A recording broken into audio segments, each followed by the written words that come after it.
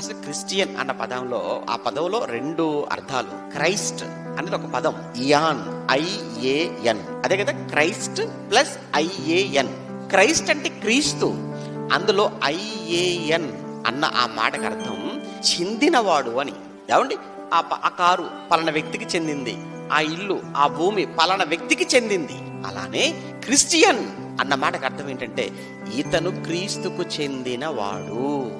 ఎలా అంటే దానికి పౌలు గారు సమాధానం చెప్తారు. 1 కొరింథీ 6:19 ఏమన్నాడు? మీరు విలువ పెట్టి కొనబడిన వారు. ఆ కారు ఎప్పుడు నీదవుతుంది? నువ్వు వెలపెట్టి కొన్నావు గనక అది నీది. అలానే నువ్వు క్రిస్టియన్ అని చెప్పుకుంటున్నావు, చూసావా? క్రీస్తు వాడవైపోయావు.